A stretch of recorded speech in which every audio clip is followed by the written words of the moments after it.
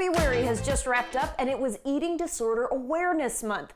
Clinical Manager for the Eating Recovery Center, Emma Streit, is here to tell us what the clinic offers. Emma, good morning. Hi, good morning. How are you? I'm glad you're here because eating disorders, I think a lot of us think we know about them, but there are a lot of statistics, a lot of myths out there. So I'm hoping you can break it down for us this morning. First of all, though, if you wouldn't mind, the Eating Recovery Center. Tell us about it. Yeah. So we are a treatment center for eating disorders specifically. So for any eating disorder, we offer 2 levels of care: partial hospitalization and intensive outpatient programming. So they're higher levels of care, pretty intense. PHP is 7 days a week. IOP is 3 days a week. We offer group therapy, individual therapy, family therapy. We really try to wrap around our patients and get them the best care as possible. I've done an intensive outpatient therapy setup before for anxiety and depression, and it is amazing how much support you can have even though you're sitting in your own house with your own computer. Yes, yeah, and we actually offer, so we do have a virtual option and we also have in-person options as well, which is really helpful. Yeah, that's awesome. And you never knew how wonderful group therapy could be until you tried it. It's true, yes. It can be really intimidating, but it's incredibly helpful. Yeah, and people often see themselves reflected in other folks' journeys. It could be really supportive. So I think that's wonderful. Let's talk about the types of eating disorders that y'all cover. Yeah. So, we have the typical ones that you might know of in your head or have learned about in school. So absolutely, we treat anorexia, we treat bulimia, we also treat binge eating disorder, and we treat ARFID as well.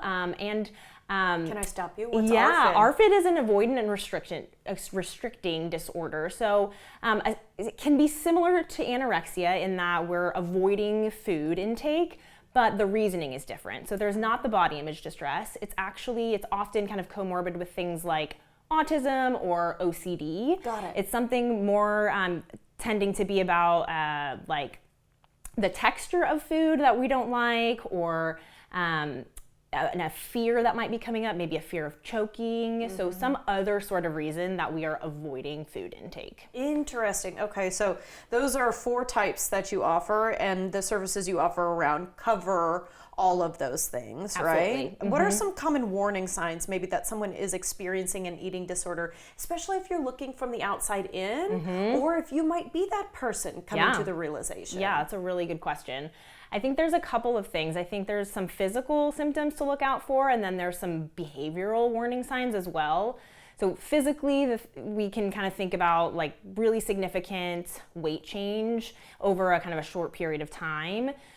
We can think about things like struggling with concentration. We can think about things like thinning hair, those pieces that are maybe a little bit more of things that we already know about. Behaviorally, we can think about things even like isolating from our friends and family, changing patterns in eating. So maybe your daughter always eats breakfast. That's her favorite meal of the day. And all of a sudden she's saying, actually, I don't like breakfast anymore. Kind of something to, might be a red flag. Really a lot of concerns about body image distress, right? Maybe body checking, looking in the mirror, talking about body image often.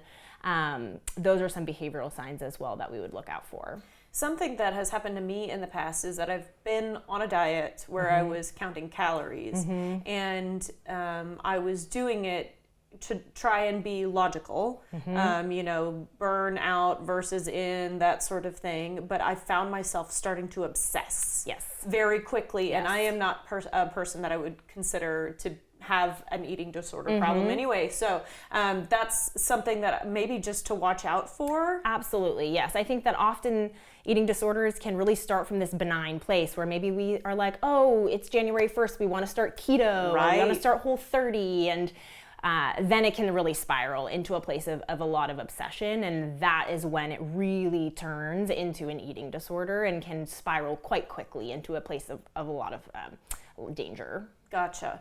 I do want to ask about some common myths maybe that are out there about eating disorders, because I think when we think about anorexia, we think of a certain look of a person, but the way someone looks on the outside may not be what's going on. Absolutely, yeah. So, and we actually have another category of disorders called atypical anorexia, and that really captures, right, this idea that You cannot tell from the outside what a person's health is at all, no matter what. Gotcha. So, it's not, eating disorders are not just a thin person disorder. Anybody with any body type can have an eating disorder.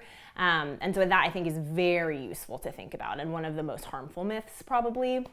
And a couple of other myths are, one, that it's just a female disorder. I do feel like there's a lot of, strenuous kind of pressure put on women from an early age to look a certain way. Absolutely. But it's also not happening to our young men. Mm-hmm. Yeah. Absolutely, yes. And so it's really important that we don't forget about this large population, right? The half of our population who also struggles with eating disorders. 25% of those with eating disorders are men. Really?